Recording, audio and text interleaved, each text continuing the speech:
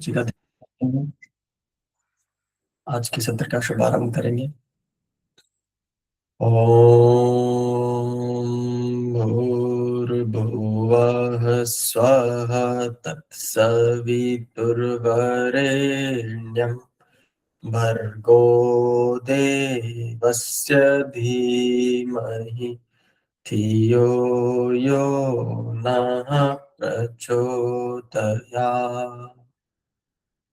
गुरुर्ब्रह्मा गुरुर्विष्णु गुरुरेव महेश्वरः गुरुः साक्षात् परं ब्रह्म तस्मै श्री गुरुवे नमः। अखण्डमण्डलाकारं व्याप्तं येन चराचरं तत्पदं दर्शितं येन तस्मै श्री गुरुवे नमः। तस्मै श्री गुरुवे नमः। सभी साधक भाई बंधुओं को सादर प्रणाम।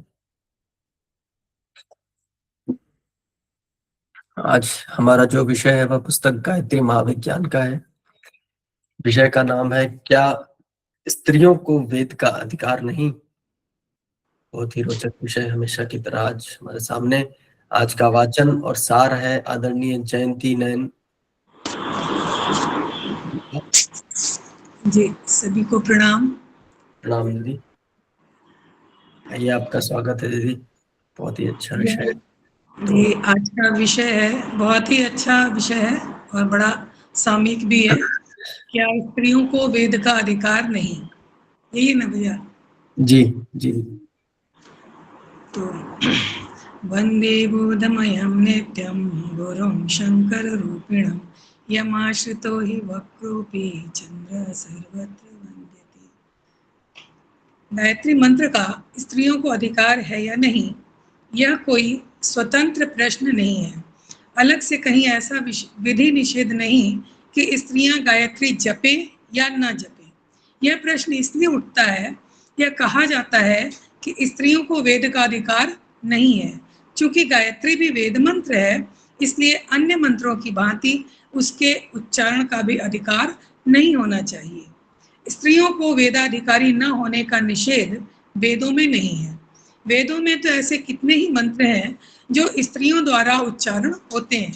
उन मंत्रों में स्त्रीलिंग की क्रियाएं हैं जिनसे स्पष्ट हो जाता है कि स्त्रियों द्वारा ही प्रयोग होने के लिए हैं। दीदी एक मिनट दीदी, ये जो पीडीएफ शेयर किया हुआ दीदी, आपका पुराना संस्करण है क्या? भैया मेरे पास जो गायत्री महाविज्ञान है वो पेज नंबर 43 पे ये वाला चैप्टर है। अच्छा अच्छा अच्छा, इसमें 37 नंबर पे है, तो हो सकता है थोड़ा सा ये दूसरा है। भैया जो विषय है, विषय तो यही है जो इस पे पोस्ट किया गया, क्या स्त्री को वेद का अधिकार नहीं है, यही विषय है 43 पर। ठीक है भैया, हो सकता है दीदी का नया या फिर कुछ अलग संस्करण है। इसमें जो शेयर हुआ है 37 नंबर है, तो हो सकता है दूसरा संस्करण है। कोई चिंता का विषय नहीं दीदी, क्षमा कीजिए। 37 नंबर पे है स्त्रियों को गायत्री का अधिकार। नहीं, हमारे पास तो वही है 37 नंबर वाला, स्त्रियों को गायत्री का अधिकार। जी भैया, वो वाला नहीं है जो दीदी बोल रही है, वो हमारे पास नहीं है भैया वो 2 पेज आगे है 43 में, कोई चिंता की बात नहीं है। हाँ क्षमा करें, वो बस ये पोस्ट होने में थोड़ा गड़बड़ हो गया, टॉपिक पोस्ट होने में, तो वो जो है उसमें, लेकिन दीदी सही पढ़ रही है। आगे पीछे का बुक रहता है ना छपा हुआ, तो ऐसा हो जाता है। हम देखें 1-2 बागमय में हमारा भैया, बागमय 39 में इसी तरह है, उल्टा सीधा आ गया है जी। नहीं दीदी, बुक में उल्टा सीधा नहीं है ना।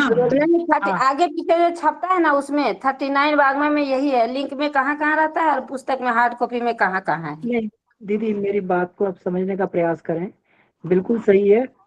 लेकिन किसी कारणवश जो है उसमें टॉपिक गलत पोस्ट हो गया, पहले वाला टॉपिक पोस्ट होना था, तो वो टॉपिक गलत पोस्ट होगा। इस वजह से जब दीदी बिल्कुल सही टॉपिक पढ़ रही हैं, तो इसलिए कौन सा पढ़ूं ये बता दीजिए। हाँ जी, कौन सा टॉपिक पढ़ूं? आप जो पढ़ रही दीदी वही है मेरे हिसाब से, वही है ना। इससे पहले वाला टॉपिक, वैसे जो आपका जो शेड्यूल में था, इससे पहले का टॉपिक था स्त्री को वेद का अधिकार।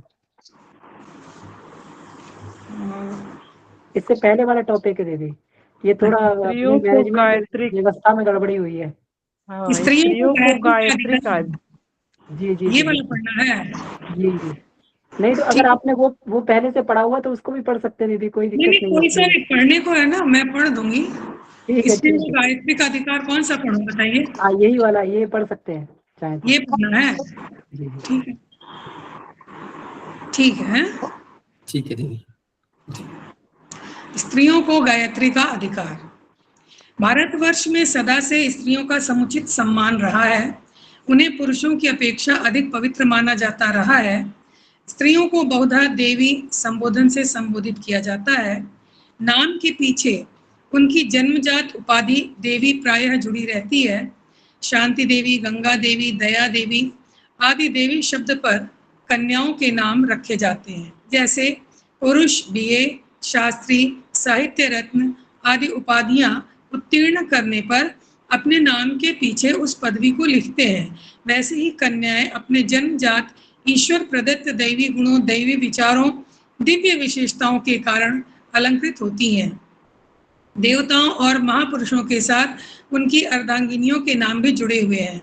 सीताराम, राधेश्याम, गौरी शंकर, लक्ष्मी नारायण, उमा महेश, माया ब्रह्म, सावित्री, सत्यवान आदि नामों से नारी को पहला और नर को दूसरा स्थान प्राप्त है। पतिव्रत, दया, करुणा, सेवा, सहानुभूति, स्नेह, वात्सल्य, उदारता, भक्ति भावना आदि गुणों में नर की अपेक्षा नारी को सभी विचारवानों ने बढ़ा चढ़ा माना है।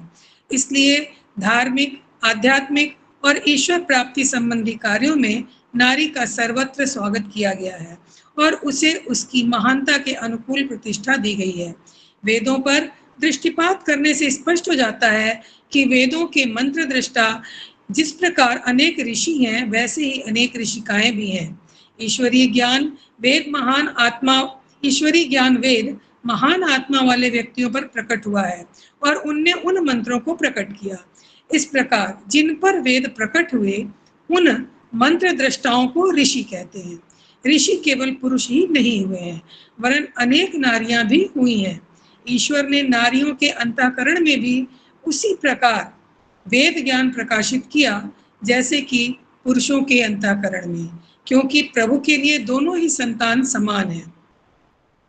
महान, दयालु, न्यायकारी और निष्पक्ष प्रभु अपनी ही संतान में नर नारी का भेदभाव कैसे कर सकते हैं? ऋग्वेद 10:85 में संपूर्ण मंत्रों की ऋषि का सूर्य सावित्री है। ऋषि का अर्थ निरुक्त में इस प्रकार किया गया है, ऋषिर दर्शनात् स्तोमान ददर्शेति, ऋषयो मंत्र दृष्टारः, अर्थात मंत्रों का दृष्टा उनके रहस्यों को समझकर प्रचार करने वाला ऋषि होता है। ऋग्वेद की ऋषिकाओं की सूची बृहद देवता के 2 अध्याय में इस प्रकार है। घोषा गोधा विश्ववारा अपालोपनिषन्निषत् ब्रह्मजाया जुहुर नाम अगस्त्यस्य सुसादितिः, इंद्राणी चेन्द्रमाता च सरमा रोमशोर्वशी लोपामुद्रा च नद्यश्च यमी नारी च शश्वती, श्रीर्लाक्षा सार्परागी वाक श्रद्धा मेधा च दक्षिणा रात्रि सूर्या च सावित्री ब्रह्मवादिन्यीरिताः। अर्थात घोषा, गोधा, विश्वव्यारा, अपाला, उपनिषद, निषद, ब्रह्मजाया जुहू, अगस्त्य की भगिनी अदिति, इंद्राणी और इंद्र की माता, सरमा, रोमशा, उर्वशी, लोपामुद्रा और नदियां, यमी, शश्वती, श्री, लाक्षा, सार्परागी, वाक, श्रद्धा, मेधा, दक्षिणा, रात्रि और सूर्या सावित्री आदि सभी ब्रह्मवादिनी हैं। ऋग्वेद के इतने सारे मंत्रों में के आदि सूक्तों की मंत्र दृष्टा ये ऋषिकाएं हैं। ऐसे अनेक प्रमाण मिलते हैं जिनसे स्पष्ट होता है कि स्त्रियां भी पुरुषों की तरह यज्ञ करती और कराती थीं। वे यज्ञ विद्या और ब्रह्म विद्या में पारंगत थीं। कई नारियां तो इस संबंध में अपने पिता तथा पति का मार्गदर्शन करती थीं। तैत्तिरीय ब्राह्मण में सोम द्वारा सीता सावित्री ऋषिका को 3 वेद देने का वर्णन विस्तार पूर्वक आता है। तम त्रयो वेदा अन्वसृज्यन्ता अथ हा सीता सावित्री सोमं राजानं चकमे तस्या उह त्रीन वेदान प्रददौ। तैत्तिरीय ब्राह्मण। इस मंत्र में बताया गया है कि किस प्रकार सोम ने सीता सावित्री को 3 वेद दिए। मनु की पुत्री इड़ा का वर्णन करते हुए तैत्तिरीय ब्राह्मण में उसे यज्ञानुकाशिनी बताया है। यज्ञानुकाशिनी का अर्थ सायणाचार्य ने यज्ञ तत्व प्रकाशन समर्था किया है। इड़ा ने अपने पिता को यज्ञ संबंधी सलाह देते हुए कहा, सा अब्रवीत इड़ा मनो तथा वा अहम त्वाग्निमादास्यामि यथा प्रजया पशुभिर्मिथुनैर् जनिष्यसे प्रत्यस्मिन् लोके स्थास्यसि अभि स्वर्गम लोकम जेष्यसीति। तैत्तिरीय ब्राह्मण। इड़ा ने मनु से कहा, तुम्हारी अग्नि का ऐसा आदान करूंगी जिससे तुम्हें पशु, भोग, प्रतिष्ठा और स्वर्ग प्राप्त हो। प्राचीन समय में स्त्रियां गृहस्थ आश्रम चलाने वाली थीं और ब्रह्म परायण भी थीं। वे दोनों ही अपने अपने कार्य क्षेत्रों में कार्य करती थीं। जो गृहस्थ का संचालन करती थीं उन्हें सद्यो वधू कहते थे और जो वेद अध्ययन, ब्रह्मोपासना आदि के पारमार्थिक कार्यों में प्रवृत्त रहती थीं उन्हें ब्रह्मवादिनी कहते थे। ब्रह्मवादिनी और सद्यो वधू के कार्यक्रम तो अलग अलग थे पर उनके मौलिक धर्म अधिकारों में कोई अंतर न था। देखिए, द्विविधाः स्त्रियः ब्रह्मवादिन्यः सद्यो वध्वश्च तत्र ब्रह्मवादिनीनाम् उपनयनम् अग्निन्धनं वेदाध्ययनं स्वगृहे च भिक्षाचर्येति। सद्यो वधूनां तु उपस्थिते विवाहे कथंचित् उपनयन मात्रं कृत्वा विवाह कार्यः। हारीत धर्म सूत्र। ब्रह्मवादिनी और सद्यो वधू ये 2 स्त्रियां होती हैं। इनमें से ब्रह्मवादिनी यज्ञोपवीत, अग्निहोत्र, वेदाध्ययन तथा स्वगृह में भिक्षा करती हैं। सद्यो वधुओं का भी यज्ञोपवीत आवश्यक है, वह विवाह काल उपस्थित होने पर करा देते हैं। शतपथ ब्राह्मण में याज्ञवल्क्य ऋषि की धर्मपत्नी मैत्रेयी को ब्रह्मवादिनी कहा गया है। तयोर्हा मैत्रेयी ब्रह्मवादिनी बभूव। शतपथ ब्राह्मण अर्थात मैत्रेयी ब्रह्मवादिनी थी। ब्रह्मवादिनी का अर्थ बृहदारण्यक उपनिषद का भाष्य करते हुए श्री शंकराचार्य ने ब्रह्मवादनशील किया है। ब्रह्म का अर्थ वेद, ब्रह्मवादनशील अर्थात वेद का प्रवचन करने वाली। यदि ब्रह्म का अर्थ ईश्वर लिया जाए तो भी ब्रह्म प्राप्ति बिना वेद ज्ञान के नहीं हो सकती। इसलिए ब्रह्म को वही जान सकता है जो वेद पढ़ता है। देखिए, ना वेद विन मनुते तम बृहंतम एतम वेदान वचनेन ब्राह्मणा विदिशन्ति यज्ञेन दानेन तपसा नाशकेन। तैत्तिरीयोपनिषद। जिस प्रकार पुरुष ब्रह्मचारी रहकर तप और योग द्वारा ब्रह्म को प्राप्त करते थे, वैसे ही कितनी ही स्त्रियां ब्रह्मचारिणी रहकर आत्मनिर्माण एवं परमार्थ का संपादन करती थीं। पूर्व काल में अनेक सुप्रसिद्ध ब्रह्मचारिणी हुई हैं, जिनकी प्रतिभा और विद्वत्ता की चारों ओर कीर्ति फैली हुई थी। महाभारत में ऐसी अनेक ब्रह्मचारिणियों का वर्णन आता है। भारद्वाजस्य दुहिता रूपेण अप्रतिमा भवे श्रुतावती नाम विभो कुमारी ब्रह्मचारिणी। महाभारत शल्य पर। भारद्वाज की श्रुतावती नाम की कन्या थी जो ब्रह्मचारिणी थी। कुमारी के साथ साथ ब्रह्मचारिणी शब्द लगाने का तात्पर्य यह है कि वह अविवाहित और वेदाध्ययन करने वाली थी। अत्रैव ब्राह्मणी सिद्धा कौमार ब्रह्मचारिणी योग युक्ता दिवम याता तपः सिद्धा तपस्विनी। महाभारत शल्य पर्व। योग सिद्धि को प्राप्त कुमार अवस्था से ही वेदाध्ययन करने वाली तपस्विनी सिद्धा नाम की ब्राह्मणी मुक्ति को प्राप्त हुई। बभूव श्रीमती राजन शांडिल्यस्य महात्मनः सुता धृतव्रता साध्वी नियता ब्रह्मचारिणी साधु तप्त्वा तपोघोरम दुश्चरम स्त्रीजनेन गता स्वर्गम महाभागा देव ब्राह्मण पूजिता। महाभारत शल्य पर्व। महात्मा शांडिल्य की पुत्री श्रीमती थी जिसने व्रतों को धारण किया, वेदाध्ययन में निरंतर प्रवृत्त थी। अत्यंत कठिन तप करके वह देव ब्राह्मणों से पूजित हुई और स्वर्ग सिधारी। तेभ्यो अधिगंतुम निगमांत विद्याम वाल्मीकि पार्श्वाधे संचरामि। उत्तर रामचरित अंक 2। आत्रेयी का कथन है उन अगस्त्य आदि ब्रह्मवेत्ताओं ने से ब्रह्म विद्या सीखने के लिए वाल्मीकि के पास आ रही हूँ, ऐसा आत्रेयी का कथन है। महाभारत शांति पर्व अध्याय 320 में सुलभा नामक ब्रह्मवादिनी सन्यासिनी का वर्णन है जिसने राजा जनक के साथ शास्त्रार्थ किया था। इसी अध्याय के श्लोकों में सुलभा ने अपना परिचय देते हुए कहा, प्रधानो नाम राजर्षिर् व्यक्तं ते श्रोत्रमागतः कुले तस्य समुत्पन्नां सुलभां नाम विद्धिमां साहं तस्मिन् कुले जाता भर्तर्य सति मद्विधे विनीता मोक्ष धर्मेषु चरामि एकाम मुनिव्रतम। महाभारत शांति पर्व। मैं सुप्रसिद्ध क्षत्रिय कुल में उत्पन्न सुलभा हूँ। अपने अनुरूप पति न मिलने से मैंने गुरुओं से शास्त्रों की शिक्षा प्राप्त करके संन्यास ग्रहण किया है। कितना उच्च कोटि की, कितनी उच्च कोटि की संस्कृति थी और कितना सम्मान था स्त्रियों का। और आपको एक बात बताएं, हम लोग, मैं एक बहुत पहले एक जन के घर गई थी, ब्राह्मण थे वो, उनके यहाँ यज्ञ करवाने के लिए। उन्होंने तो मेरे समझाने से अपने घर में यज्ञ रख लिया था। उनके यहाँ बहुत सारी ब्राह्मण महिलाएं आई थी, तो एक द्विवेदी थी और यूपी साइड की थी। तो उन्होंने मुझसे कहा कि हम लोग गायत्री मंत्र नहीं जप सकते। जब हम समझा रहे हो तो हम लोग नहीं जपने का। क्यों? बोले हमारे यहाँ बड़े लोगों ने कहा है कि वेद मंत्र हमें नहीं पढ़ना है, तो हमें सुनना भी नहीं है।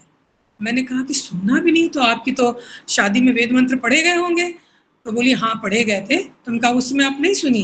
बोली नहीं, हमारे कान पर ऐसे हाथ रख दिया जाता था।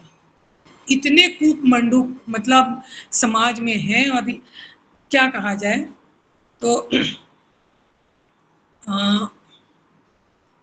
हाँ, और वहां कह रही है कि अपने अनुरूप पति न मिलने से मैंने गुरुओं से शास्त्रों की शिक्षा प्राप्त करके संन्यास ग्रहण किया। कितना मुक्त समाज था। पांडव पत्नी द्रौपदी की विद्वत्ता का वर्णन करते हुए श्री आचार्य आनंद तीर्थ माधवाचार्य जी ने महाभारत निर्णय में लिखा है, वेदांश अपि उत्तम स्त्री भी कृष्णाद्या भी इव अखिलाः, अर्थात उत्तम स्त्रियों को कृष्णा द्रौपदी की तरह वेद पढ़ने चाहिए। तेभ्यो दधार कन्ये द्वे वयुनाम धारिणीं स्वधा उभे ते ब्रह्मवादिन्यौ ज्ञान विज्ञान पारगे। भागवत पुराण। स्वधा की दो पुत्रियां हुई जिनके नाम वयुना और धारिणी थे। ये दोनों ही ज्ञान और विज्ञान में पूर्ण पारंगत तथा ब्रह्मवादिनी थीं।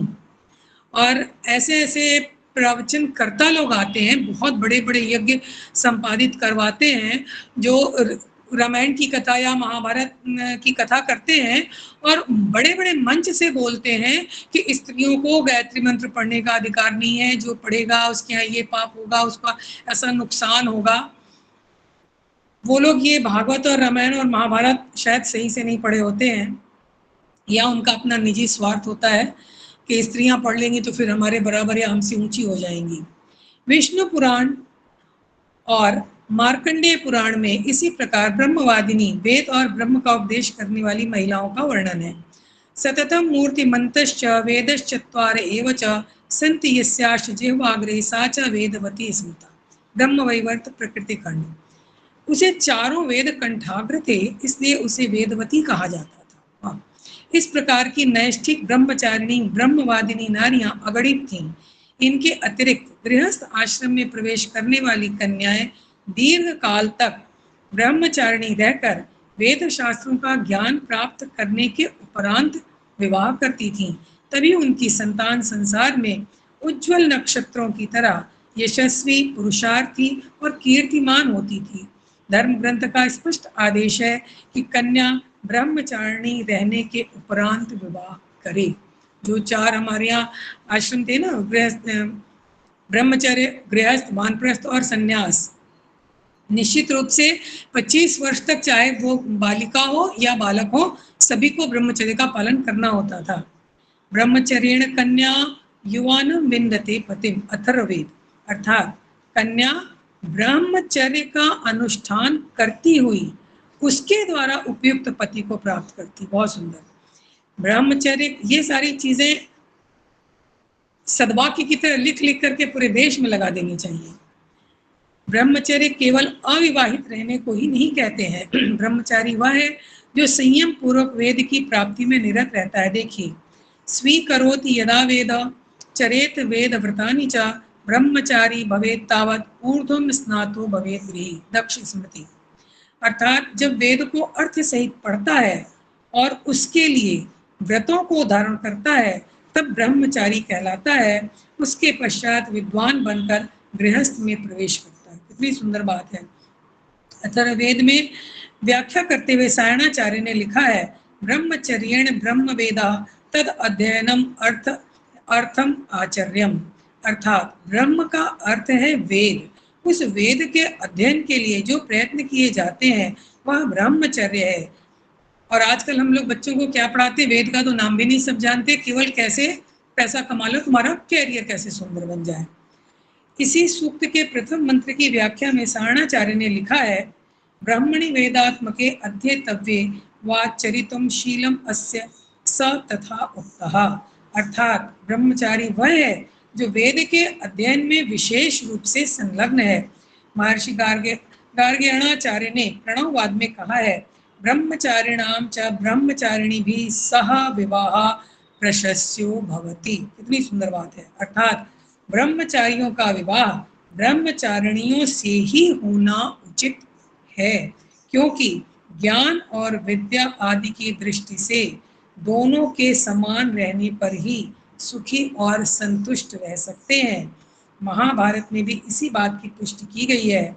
ययोरेव समम वित्तम ययोरेव समम श्रुतम तयोर मैत्री विवाहश्च न तो पुष्ट विपुष्टयोः। महाभारत आदि पर। जिनका वित्त एवं ज्ञान समान है उनसे मित्रता और विवाह उचित है, न्यूनाधिक में नहीं। और अभी तो ऐसे हमारे समाज में अनेकों उदाहरण है कि पिताजी ने किसी को जुबान दे दी तो मुझे वहाँ शादी करनी है, या वहाँ से इतना दहेज मिल रहा है तो वहीं शादी करनी है। ये सारे वेद ज्ञान को हम बिल्कुल भुलाकर बैठे हुए हैं। ऋग्वेद का भाष्य करते हुए महर्षि दयानंद ने लिखा है, याह कन्या यावत् चतुर्विंशति वर्षम आयु तावत् ब्रह्मचर्ये जितेन्द्रियाः तथा सांगोपांग वेद विद्या अधीयते ताः मनुष्य जाति भूषिका भवन्ति। अर्थात कितनी सुंदर बात है, जो कन्याएं 24 वर्ष तक ब्रह्मचर्य पूर्वक सांगोपांग वेद विद्याओं को पढ़ती हैं वे मनुष्य जाति को शोभित करती हैं। और ऋषि दयानंद ने कितने पहले ये बात लिखी है, आज तक हमारा समाज खूब मंडूक पड़ा हुआ है। ऋग्वेद के भाष्य में महर्षि ने लिखा है, ब्रह्मचारिणी प्रसिद्ध कीर्तिम सत्पुरुषम सुशीलम शुभ गुण रूप समन्वितम प्रीतिमंतम पतिम ग्रहीतुम इच्छेत तथैव ब्रह्मचार्यपि स्वसदृशीमेव ब्रह्मचारिणी स्त्रियम ग्रहणीयात्। बहुत सुंदर, बहुत सुंदर ऋग्वेद में ये लिखा हुआ है। अर्थात ब्रह्मचारिणी स्त्री कीर्तिवान सुशील सत्पुरुष गुणवान रूपवान प्रेमी स्वभाव के पति की इच्छा करे, वैसे ही ब्रह्मचारी भी अपने समान ब्रह्मचारिणी यानी वेद और ईश्वर की ज्ञाता स्त्री को ग्रहण करे। जब विद्या अध्ययन करने के लिए कन्याओं को पुरुषों की भांति सुविधा थी, तभी इस देश की नारियां गार्गी और मैत्रेयी की तरह विदुषी होती थीं।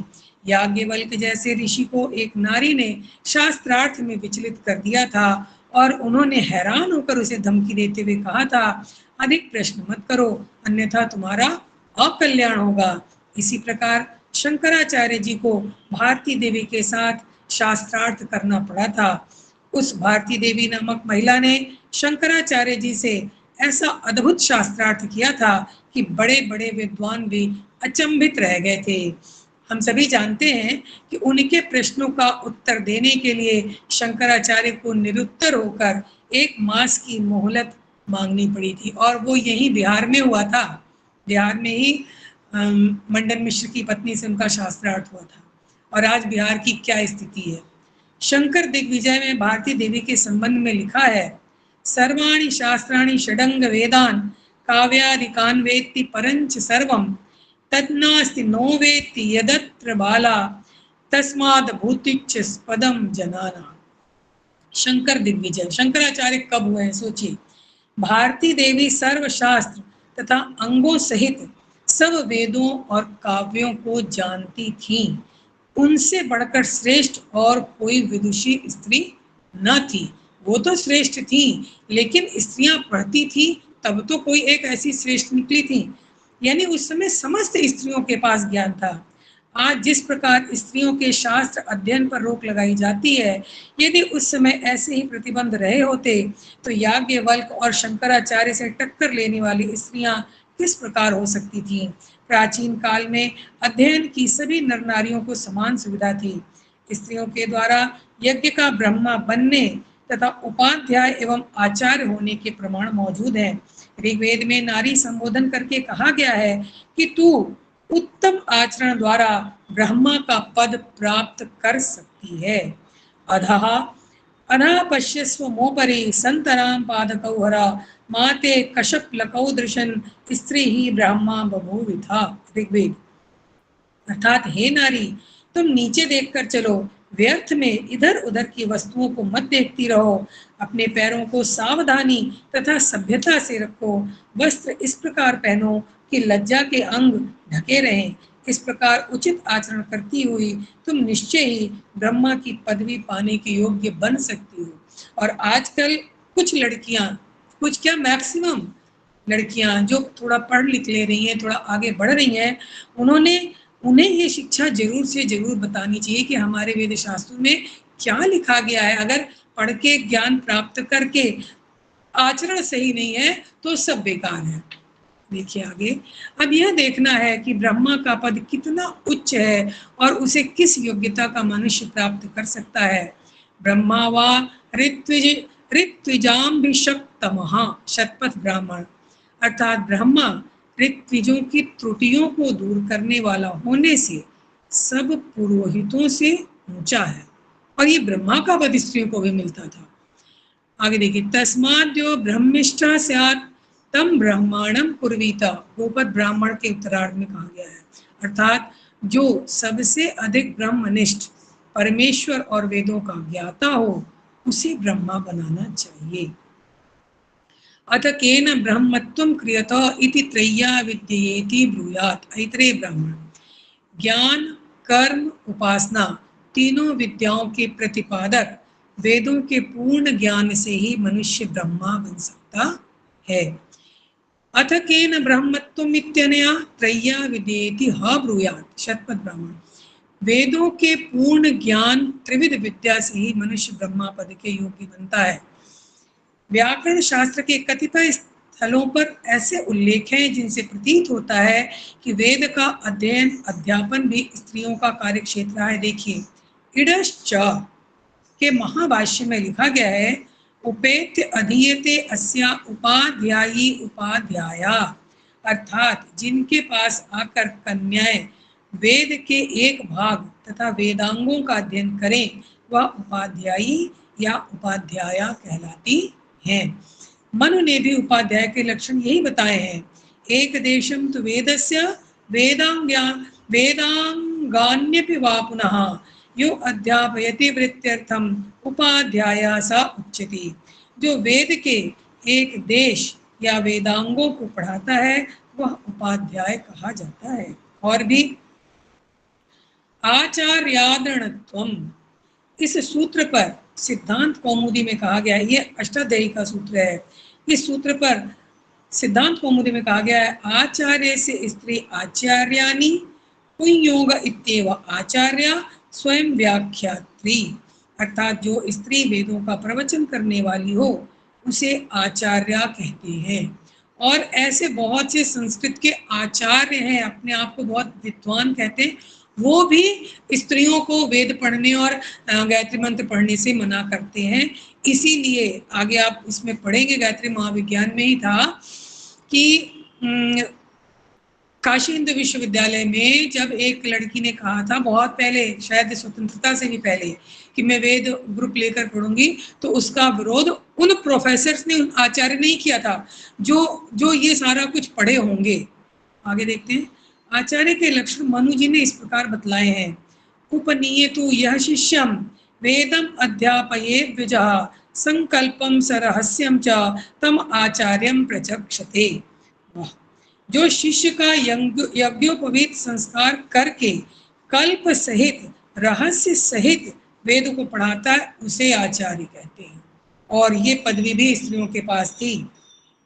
स्वर्गीय महामहोपाध्याय पंडित शिवदत्त शर्मा ने सिद्धांत कौमुदी का संपादन करते हुए इस संबंध में महत्वपूर्ण टिप्पणी करते हुए लिखा है, इति वचनेन अपि स्त्रीणाम वेदाध्ययन अधिकारोऽध्वनितः।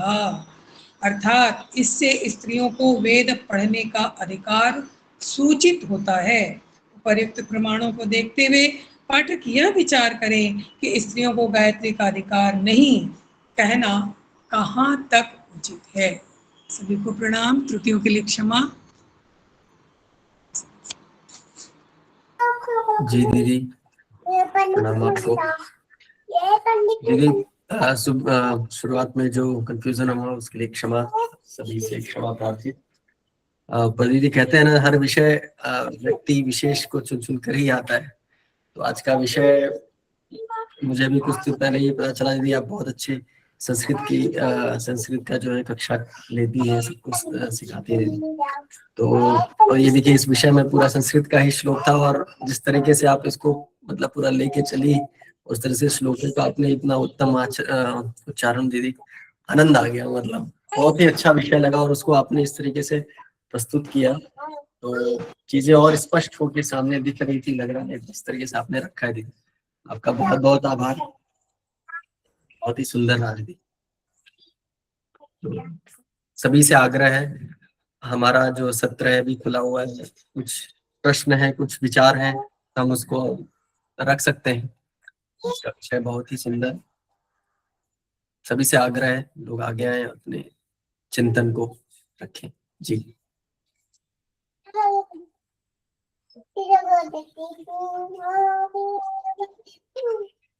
कुमार सिंह जी, आपसे अनुरोध है। जी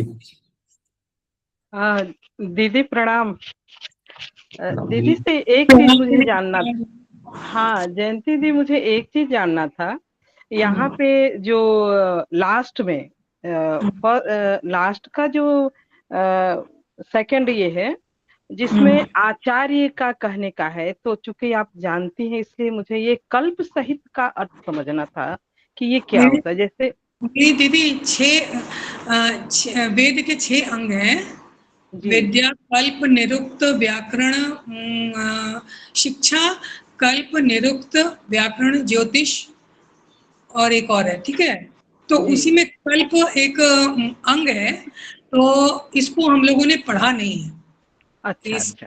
हाँ, इसलिए इसके विषय में हम नहीं, व्याख्या में नहीं जा पाएंगे, लेकिन ये 6 वेदांग होते हैं ना, तो उसमें से ये एक अंग है। और बहुत गुरु के पास शिष्य बैठ करके शिष्यत्व भाव से ये ज्ञान ग्रहण करने के लिए दीदी। और जब हाँ आगे क्लासेस में जब जाके आप कोई भी सब्जेक्ट पढ़ते हैं तो उसके बहुत सारे विभाग हो जाते हैं, तो संस्कृत के भी बहुत सारे विभाग हो जाते हैं।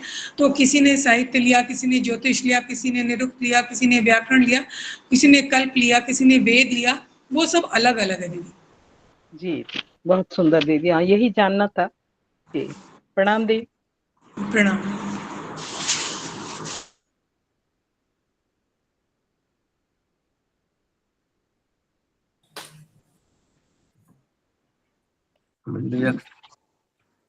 एक चीज भैया हम मैंने ये पूछना चाह रहे थे कि जब इतना प्रमाण, क्षमा करें भैया बीच में हम ये कर रहे हैं, इतना प्रमाण सहित गुरुदेव ने ये किया है, तभी भारत के जो बड़े बड़े वक्ता हैं, बड़े बड़े विद्वान हैं, बड़े बड़े कथावाचक हैं, वो लोग गायत्री मंत्र स्त्रियों को जपने से लिए ओपन मंच से ये करता है लोग।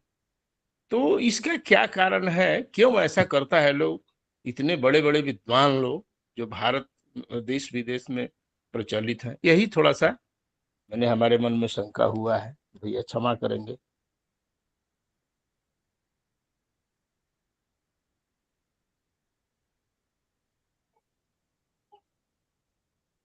विनायक भैया क्षमा करिएगा दीदी।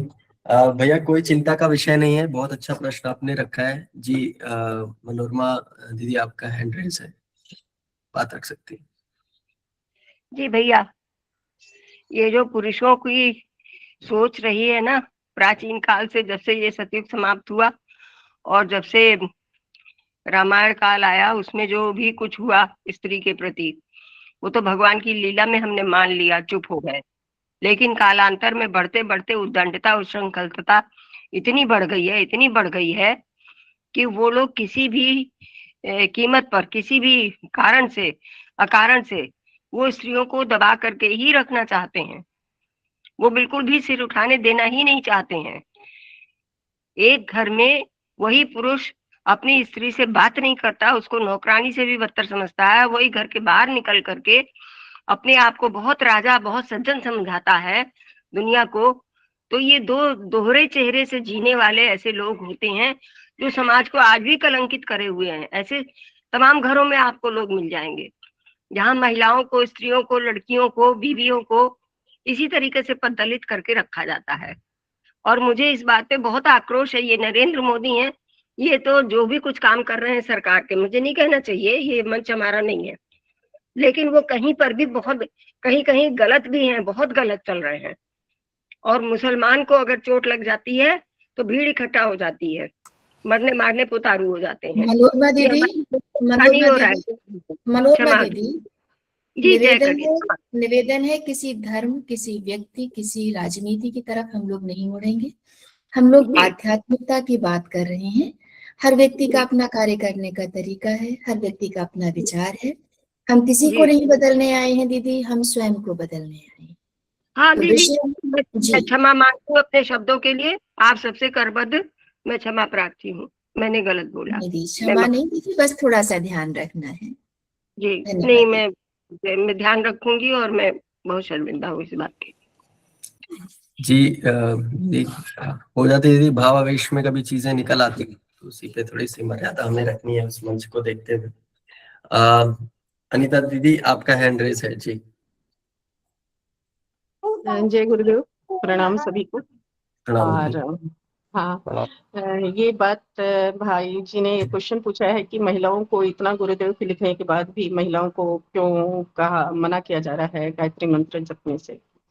तो दो तीन बातें मैं कह लूंगी। सबसे पहले तो कल्प के बारे में ये बात है कि दी ने बहुत अच्छा बताया कि ये वेद का एक अंग है और कल्प का के अंतर्गत सारे अनुष्ठान आते हैं, सारे अनुष्ठान, बड़े से बड़े जो महालक्ष्मी यज्ञ या अश्वमेध यज्ञ या जो बड़े बड़े यज्ञ का आयोजन होता है, वो सारे यज्ञ, घर में जो बलि वैश्य यज्ञ होता है या विवाह संस्कार, जितने संस्कार होते हैं, जितने कर्मकांड होते हैं, वो सारा आता है। तो कल्प के अंतर्गत हो गया कि सारे मंत्रों की, सारे विधि व्यवस्था की, अनुष्ठान के आप में आप पारंगत हो, आप करा सकें, इतना ज्ञान आपको होना चाहिए।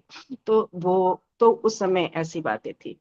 ये बात मैं कहीं पढ़ी नहीं हूँ, कहीं नहीं जानती हूँ, लेकिन अपना अनुभव मेरा ऐसा है। इसलिए हमको लगता है कि बीच के समय में तो हम सभी जानते हैं कि मध्ययुगीन काल कितना ये था, जिसके चलते इस तरह की बातें हुई। गायत्री मंत्र ब्रह्म मंत्र है। ब्रह्म मंत्र ऐसा है कि जब हम इसमें पूरी तरह से डूबते हैं तो एक तरह से विरक्ति आती है। अपना अनुभव मेरा है, मतलब चिपकाव खत्म होने लगता है, घर से चिपकाव खत्म होने लगता है। मतलब ऐसा फील होता है कि बस हम एक आत्मा हैं, आत्मा की यात्रा कर रहे हैं, और आत्मा की यात्रा के क्रम में जो कुछ भी है उसको हम अपने को कैसे सुधार सकते हैं, क्या कर सकते हैं, ये कहीं ना कहीं पारिवारिक दृष्टि से खतरनाक भी है। मैं ये मेरा किसी ये का नहीं है, ना कहीं पढ़ी हूँ, ये मेरा खुद का अनुभव है, ये खतरनाक भी है। हमको लगता है कि इसलिए ये मना किया गया होगा। लेकिन ये बात, ये जो लाइन लिखी गई है कि ब्रह्मनिष्ठों की, जो उस लाइन के है उसका विवाह उसी से होना चाहिए। इसीलिए ये जो हमारे यहाँ आया ये चीज कि ब्राह्मण की शादी ब्राह्मण से, क्षत्रिय की शादी क्षत्रिय से क्यों आया? वहां ब्राह्मण जो जाति चीज थी वो कर्म पर आधारित थी। अब हम वेद पढ़ रहे हैं, एक स्त्री वेद पढ़ रही है, पुरुष वेद पढ़ रहा है, तो दोनों का तारतम्य होगा। हम उस पर चर्चा कर सकते हैं, उसके आगे के लिए हम रिसर्च कर सकते हैं कि अगर हम वेद को समझ रहे हैं तो रिसर्च करने किससे जाएंगे, पति से क्या करेंगे। अगर पति क्षत्रिय है तो उसका स्वभाव क्या होगा, रक्षा का स्वभाव होगा, लड़ाई झगड़े का स्वभाव, कैसे हम समाज का कल्याण उस ओर होगा। और यहाँ स्त्री कौन है, ब्राह्मण वेदज्ञ है, वो वेद में पढ़ना, मंत्र को समझना, अनुष्ठान को करना, सबको पढ़ाना, दोनों का दो स्वभाव होगा तो परिवार की गाड़ी नहीं चलेगी। इसलिए ब्राह्मण का विवाह ब्राह्मण से, क्षत्रिय का चिता, ये लाई गई थी व्यवस्था। और ब्राह्मण, जब हम वेद में जाते हैं, गायत्री मंत्र में जाते हैं, तो गायत्री मंत्र आपको विरक्ति की ओर ले जाता है। हमको तो ये लगता है चिपकाव को खत्म कर देता है अगर मन से कोई गायत्री मंत्र जपे। इसलिए कहा गया था कि स्त्रियों को जो है वो चिपकाओ तो ममता संवेदना तो उसमें ज्यादा है और वो पकड़े रखती है, परिवार की धुरी होती है, अगर वो छोड़ दे तो सब कुछ छूटता चला जाता है। तो ये मेरा अपना था, इसलिए मैंने ये बात रखी। लेकिन ये भी उतना ही सही है कि अगर स्त्री पढ़ती है तो पूरा परिवार पढ़ता है। एक लड़की पढ़ी लिखी रहेगी तो उसके बच्चे स्वाभाविक हैं, जैसे संगीतज्ञ, अगर माँ संगीतज्ञ है, अच्छा गाती है, अच्छा बजाती है, तो बचपन से ही बच्चे देख के सीख जाते हैं, अपने आप रैंडम सीख जाते हैं। माँ अगर गीता पढ़ी है तो बच्चा गीता पढ़ने लगेगा, वो ऐसे ही सीख जाता है। तो इसलिए माँ को तो पढ़ा लिखना होना ही चाहिए। और हम सभी जानते हैं कि वेद जो हमारा संविधान है वो आत्मा की बात करता है। आत्मा न नर है न नारी है, तो फिर फर्क कैसे हो गया कि वेद स्त्रियां पढ़ सकती हैं या नहीं पढ़ सकती।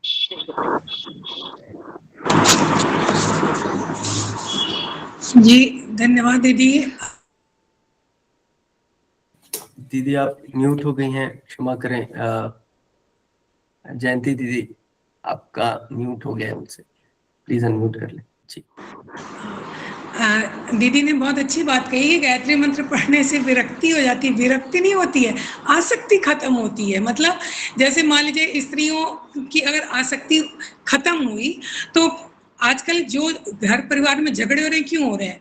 मान लो एक के पास है और एक के पास नहीं है, तो माँ बाप अगर दूसरे को देना चाह रहे हैं तो उस घर की स्त्री कहती नहीं नहीं नहीं ये हमारा है, नहीं देना है। अगर आसक्ति खत्म है तो प्यार से तुम भी लो हम भी ले, तो जीवन तो और अच्छा चलेगा। वहां जीवन खराब कैसे होगा? बिल्कुल नहीं खराब होगा, ये बिल्कुल भी खराब नहीं होगा। विरक्ति होना नहीं, आसक्ति खत्म होती। जो अनावश्यक आसक्ति भौतिक चीजों में पड़ी हुई है वो आसक्ति खत्म होती है। और ये खत्म हो जाए तो जीवन तो कितना सुंदर हो जाएगा, बहुत सुंदर हो जाएगा। परिवारों से सारे लड़ाई झगड़े सब खत्म हो जाएंगे।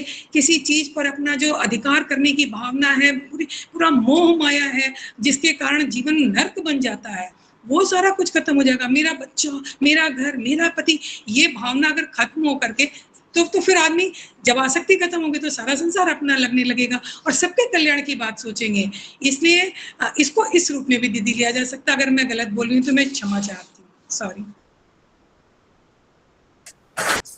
बहुत सुंदर जयंती दीदी, बहुत सुंदर।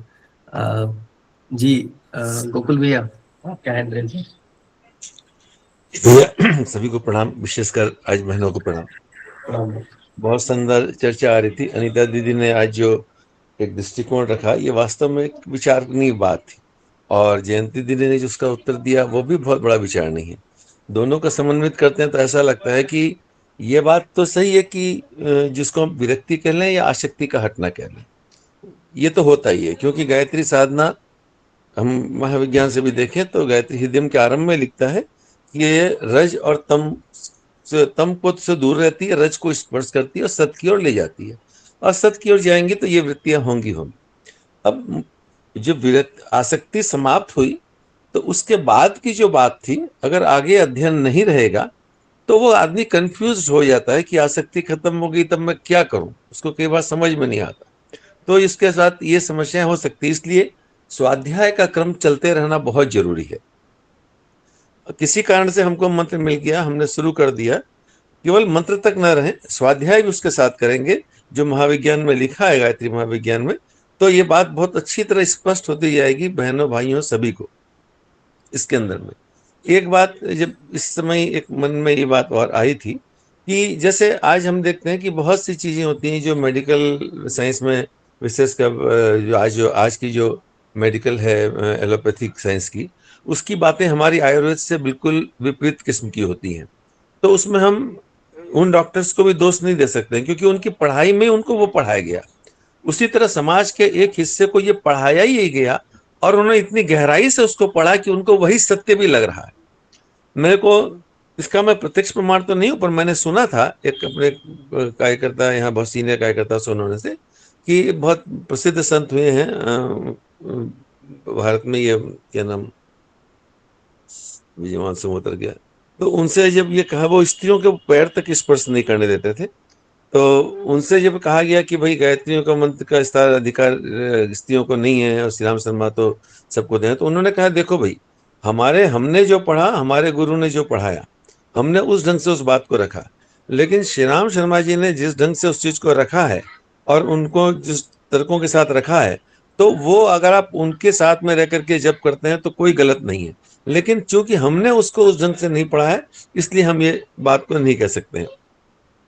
तो ये उन्होंने बड़ी सहजता से उस बात को रखा कि इस प्रकार की बात है, तो उन्होंने गुरुदेव को गलत नहीं कहा, लेकिन उन्होंने कहा कि हम जिस परंपरा के अंदर में हैं, उस परंपरा में ये चीज नहीं, इसलिए हम इसको नहीं कह सकते। तो बहुत तरह की बातें हैं और हमको एक बहुत फिल्टर लगा करके देखना चाहिए। इसके साथ में ये बात भी सही है कि समाज के लोगों को बताना चाहिए कि ये आज युग की आवश्यकता है, इसमें जो गलत है उसको दूर करें, इसमें जो सही है उसको सहज रूप से स्वीकार करते चलें। तो बहुत अच्छे चिंतन आज विचार चला, सबको प्रणाम, धन्यवाद। प्रणाम भैया। बहुत बहुत आभार गोकुल भैया, स्पष्टीकरण के लिए भी, सूक्ष्म स्पष्टीकरण और बहुत ही आवश्यक से प्रकाश डालने के लिए आपका बहुत बहुत आभार। नीमा दीदी, आपका हैंड रेज है, आप बात कर सकती हैं। जी प्रणाम, सभी साधकों को प्रणाम। बहुत सुंदर आज का चर्चा है। कुछ तो ऐसा प्रचोदयात जो है लास्ट में हमें सन्मार्ग की तरफ बिल्कुल ढकेलता है, जबरदस्ती लेकर जाता है। सन्मार्ग की जरूरत तो हर जगह है, वो गृहस्थी में हो, घर गृहस्थी में हो, या हम ब्रह्मचर्य की तरफ बहुत आगे विद्वता में हो, दोनों में सन्मार्ग की जरूरत पड़ती है। और गायत्री मंत्र में ऐसा कहीं है ही नहीं जो हम भौतिकता को छोड़ दें, तो ऐसा मंत्र है जो हमें दोनों प्रदान करता है। एक बात तो ये कहनी थी भैया, और बाकी सब लोग एक से एक हैं। बाकी चीजें आई कब? अंधकार युग में, मुगल टाइम। ये जब मुगल आए हैं तब ज्यादा हमारी संस्कृति की तहस नहस हुई है। और जब हमारे गुरु ही मूर्ख हो गए, जब हमारा गुरुकुल ही नष्ट हो गया, तो हम ज्ञानी कहाँ से होते? और हमें मुगल के पीरियड में ही जाके पर्दे में कर दिया गया। और जब बिल्कुल पर्दे में एक अंग क्या, राजा भी तो मूर्ख होते थे, वो भी मुंशी रखते थे पत्र लिखने के लिए, उन्हें भी लिखना पढ़ना नहीं आता था बीच में। तो ये अंधकार युग आया, इसमें हम दोनों मूर्ख हो गए। और जब दोनों मूर्ख हो गए, हमारे गुरुकुल नष्ट हो गई, हमारे तक्षशिला नालंदा जैसे विश्वविद्यालय समाप्त हो गए, तो हम कहाँ से वेद पढ़ सकते थे? इतना कहना था भैया, बस। प्रणाम, सभी को प्रणाम। जी भैया, एक बात और उसमें मुझे कहनी थी कि ये बात जैसे दीदी ने कहा कि मध्यकाल में ऐसी परिस्थितियां आई और पुरुष प्रधान समाज होने के कारण से ये भी बातें आई, लेकिन आज के युग में अगर हम देखें तो ये केवल पुरुषों का दोष नहीं है। आज जितना पुरुषों का दोष है, उससे ज्यादा स्त्रियों का स्त्रियों के प्रति दोष है। आज के समाज में ज्यादातर घरों में आप कभी भी ससुर और बहू को लड़ते नहीं देखेंगे। लड़ाई जब देखेंगे तो सास बहू में देखने को मिलेगी। स्त्रियों के पथ पर कहीं कोई अवरोध ज्यादा रहा है आज के युग के हिसाब से देखें तो स्त्रियां ही हैं। आज स्त्रियों के पतन के लिए स्त्रियां स्वयं जिम्मेवार ज्यादा है। इस बात को भी हमको दिमाग से हटाना नहीं चाहिए। क्या जरूरत है एक शेविंग ब्लेड के एडवर्टीजमेंट में एक लड़की को वहां खड़ा होने की? कुछ पैसों के लालच में मना भी तो किया जा सकता है। तो ये चेतना उनमें भी जगाने की बहुत आवश्यकता है। नारी को अपना महत्व समझना पड़ेगा, अपनी इम्पोर्टेंस समझनी पड़ेगी और उसको इस तरह की चीजों को ना भी करना पड़ेगा समाज के अंदर। बहुत बढ़िया भैया, बिल्कुल। मध्य समाज में निश्चित रूप से पुरुष प्रधान समाज ने दिया, लेकिन इसी पुरुष प्रधान के बहुत से लोगों ने नारियों को आगे बढ़ाने में काम भी किया। वो राजा राम मोहन राय हो, चाहे गुरुदेव हो, चाहे महर्षि दयानंद हो, कोई भी हो।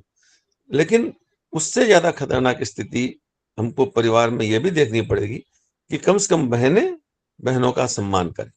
जी भैया। जी भैया, बहुत बहुत आभार। अर्चना दीदी, आपका हैंड रेज है। प्रणाम भैया।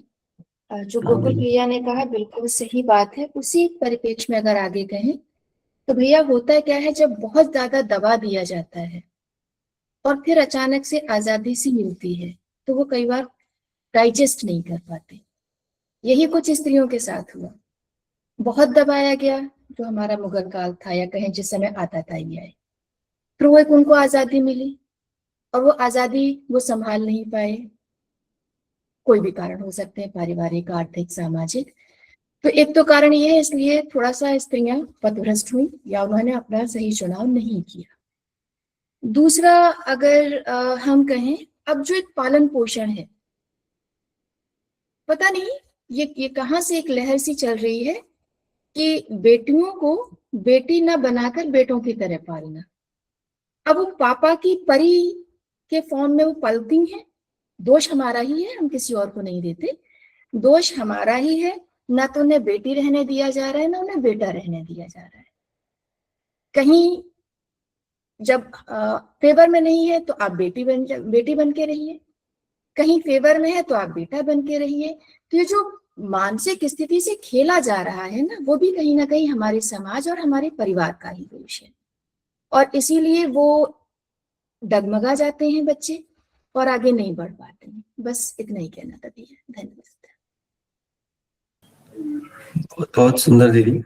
इसमें एक लाइन जोड़ना चाहूंगा दीदी, जो आपने ये कहा ना कि वो होड़ चलती है स्त्रियों को भी, मतलब बच्ची को भी बच्चा लड़के जैसा ट्रीट करने की। कहीं ना कहीं दीदी मैंने देखा है वो होड़ कंपटीशन मची हुई कि भाई मेरी बेटियां जो है लड़कों से, बेटों से कम नहीं है, फॉर एग्जाम्पल। तो उसी होड़ में माता पिता कहीं ना कहीं, मतलब आजकल मतलब रिस्पॉन्सिबल तो माता पिता ही है दीदी। तो जो स्त्री का जो स्त्रीत्व है, मतलब वो महत्ता है जो स्त्री की, वो छोड़ के उसको लड़के बनाने में लगे हुए हैं। और उसी कंपटीशन में उसका स्त्रीत्व, उसके जो मतलब एक स्त्री की जो महत्ता है वो छोड़ के उसको लड़का बनाने के चक्कर में उसका पूरा भाव, इश्क, पूरा सब कुछ ही बदल रहा है दीदी, नो डाउट। तो ये एक मूल कारण है। उसको भैया फिर बेटा भी तो नहीं बनने दे रहे हैं। ये जो डुअल माइंड है ना, ये तबाह कर रहा है। बेटा से कंपटीशन करा के फिर उससे अपेक्षा कुछ और रहती है जी। तो ये है दीदी, ये माता पिता का ही द्वंद्व है और उसे ही सुधारा जाए मानसिक स्तर पे। मीना दीदी, आपका हैंड रेस था, आपने लोअर कर दिया, आप कुछ बात रखना चाहती हैं दीदी? जी भैया, सभी को प्रणाम। जो बात गोकुल भैया ने कही तो मैं रात को पढ़ रही थी तो मैंने यही सेम, मैं घर पे बात कर रही थी बच्चियों के साथ में। और आगे इसका गुरुदेव ने स्पष्ट भी लिखा है कि गायत्री माता के रूप में हम नारी के रूप में उनकी उपासना करते हैं और फिर इसी जाति को घृणित और पतित मानते हैं। तो और स्पष्ट किया गुरुदेव ने। और ये भी बताया, जो कह रहे हैं ना कि विद्वानों ने इसको एक्सेप्ट क्यों नहीं किया आज भी, तो किया तो मध्यकाल में, वो कह रहे कुछ श्लोक डाले गए स्वार्थवश, ताकि वही है कि एक पहिए को नीचे गिराने के लिए, ताकि हमारा समाज उठ ना पाए। यही कारण रहा है। और आगे आया है, गुरुदेव ने इसको, महामना मालवीय जी ने इस पे स्पष्टीकरण भी दिया था और इसको ये घोषणा भी कराई थी कि स्त्रियां वेद की अधिकारिणी है और वैदिक शिक्षा उनका अधिकार है। लेकिन फिर भी नहीं माना गया और आज तक अभी चल रहा है। लेकिन जो बात अभी अर्चना दीदी ने रखी और गोकुल भाई साहब ने रखी, तो कहीं ना कहीं हम सब के भी मस्तिष्कों में बहुत स्थिति खराब रही है। इस वजह से भी हुआ है ये। एक वो कह रहे हैं कि तुम भी चेतना हो, स्त्रियां ही भूल गई है कि वो चेतना है। वही बाहरी आडंबरों में बहुत ज्यादा अपने आप को लेके बैठे हैं, ये जो बाहरी रूप बनाया है उन्होंने। तो इस पर विचार करने की आवश्यकता आज के समय में। और ये मैं शुरू से मानती हूँ कि स्त्रियों को भी दृष्टि बदलने की बहुत आवश्यकता है। धन्यवाद भैया। जी दीदी, बहुत बहुत आभार दीदी बात रखने के लिए। जी प्रहलाद जी, बाबू जी प्रणाम, आप बात रख सकते जी हैं। प्रणाम, आप सबों को मेरा सादर प्रणाम। एक जगह अपने गांव में ही कराने का मौका मिला, तो गांव की महिलाएं थी, तो उन्होंने कहा कि हम लोग तो कैसे जग करेंगे, पंडित जी मना किए हैं स्वाहा नहीं बोलने के लिए। तो स्वाहा हमको भाई हमारे में तो हमारे पंडित जी जो है बताए हैं कि सब कोई कर सकता है स्वाहा, तो इसका क्या कारण है, थोड़ा आप लोग कोई भाई बतावे कि इस स्वाहा में क्या तथ्य छिपा हुआ है कि वो मना कर रही थी। कोई ऐसे पंडित जी मिले नहीं जिनसे हम पूछ सके कि भाई क्या कारण है। और दूसरी बात कि जयंती दीदी को बहुत बहुत धन्यवाद और आभार, इतने सुंदर से इन्होंने अपनी बात रखी और वाचन किया कि तबीयत खुश हो गई। और उनसे भी ज़्यादा आभार उस टीम को जिन्होंने इस विषय के लिए उनको चुना। तो जी जी जी, बहुत बढ़िया। तो एक कवि सम्मेलन हो रहा था माफ कीजिएगा, आउट ऑफ ट्रैक बोल रहे हैं, तो उसमें कवि महोदय फूहड़ कविता कह रहे थे, तो 3-4 आदमी डंडा लेके स्टेज पर पहुंचा, तो कवि जी घबराए और कहे कि भाई हमारा क्या कसूर है बताइए। बोले कि तुमको नहीं खोज रहे हैं, हम तो खोज रहे हैं उसको जो तुमको बुलाया है, उसको खोज रहे हैं। तो वही बात हमको याद आई कि जयंती दीदी के वाचन के लिए जो चुने हैं उनको बहुत बहुत आभार, धन्यवाद। और स्वाहा वाली बात कोई भाई बतावे तो बहुत अच्छा, धन्यवाद। धन्यवाद भैया। टीम के पीछे भी भैया गुरु जी का है, उनकी प्रेरणा से सब कुछ मिल रहा है और चल रहा है भैया। जी प्रेमलता दीदी, आपका हैंड रेज है। जी भैया, सभी भाई बहनों को सादर प्रणाम। और बहुत सुंदर, मैं भी 2 लाइन बोलना चाहती हूँ कि जैसा कि दीदी ने कहा कि माता पिता के इससे भी बच्चे आगे जा करके ऐसा हो जाते हैं, तो सही है। मैं हमारे कहीं नहीं, हमारे मायके में ही एक शादी था, गायत्री परिवार से करवा रहे थे शादी। वहां एक लड़की आई, लगभग 10 साल की थी, कपड़े ऐसे पहनी थी ड्रेस, तो जो करवा रहे थे भैया शादी, वो बोले दीदी देखिए इस लड़की को ऐसा ड्रेस पहनाया गया है, ये बड़ी होगी तो उसको कुछ लगेगा, यदि किसी तरह का भी ड्रेस पहने उसको कैसा भी नहीं लगेगा, उसको कोई नहीं, क्योंकि अभी से उसकी आदत पड़ी हुई है। तो माता पिता जब ऐसा ड्रेस पहना रहे हैं तभी तो बच्चे ऐसा कर रहे हैं, तो आगे जाकर के बच्चे को क्या होगा। आज देखिए कितनी लड़कियां सब, और इसको माता पिता इतने सर चढ़ा भी दे रहे हैं। एक बच्ची आजकल 2 लड़कियां रहती है, 1-2 बच्चे रहते हैं, मायके में ससुराल में जाते हैं, हम सभी कितना कुछ अपना ये करके सामंजस्य बिठा करके अपने मायके ससुराल में बसे हैं। और आजकल की लड़कियां थोड़ा सा भी कुछ होता है तो एकदम जरा सा भी बर्दाश्त नहीं करते, जिस कारण क्या उच्छृंखलता बरत रही है लड़कियां। आज पहले सोचता था कि लड़का कैसा मिलेगा, आज सोचती है लड़की कैसे मिलेगी, तो उसमें उसमें माता पिता की बहुत हाथ रहता है, तभी लड़कियां उच्छृंखलता बरतती है। इतना रील बना रही है और कोई किसी काम में नहीं आ रही, आगे रील बना रही है, तो क्या हो रहा है ये सब।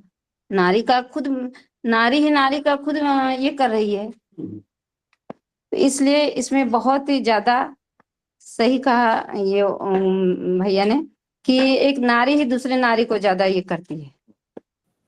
जी भैया, बस धन्यवाद, प्रणाम। जी दीदी।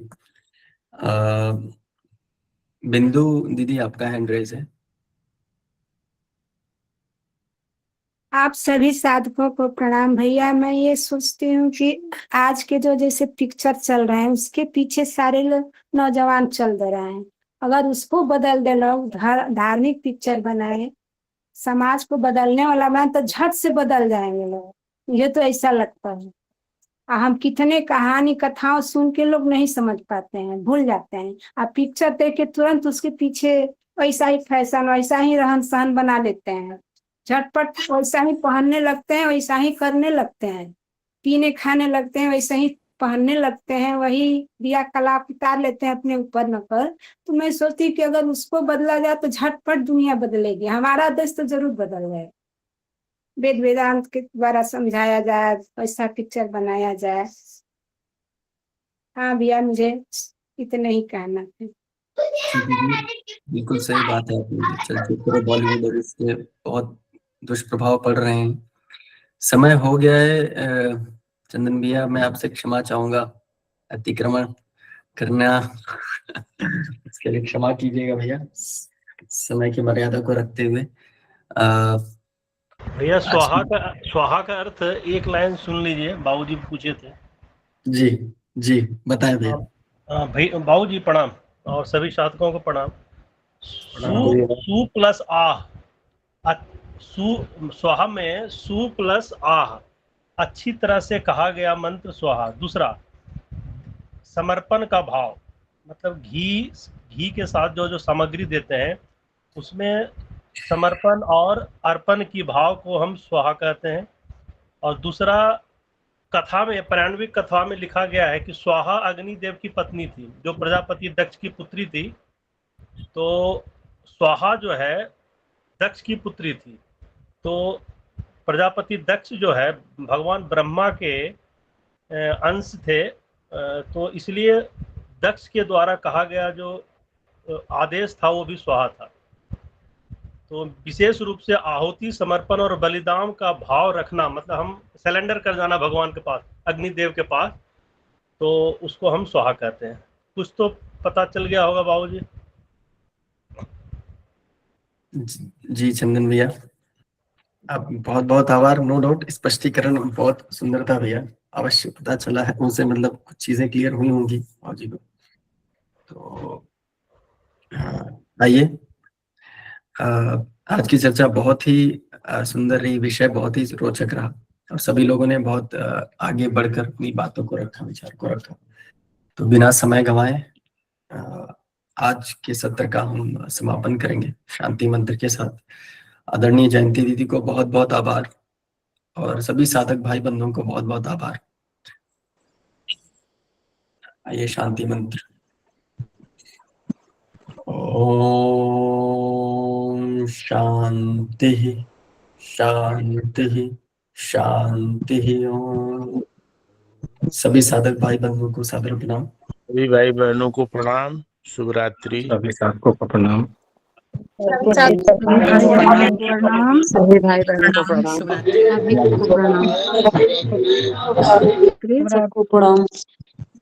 भाई सभी को प्रणाम।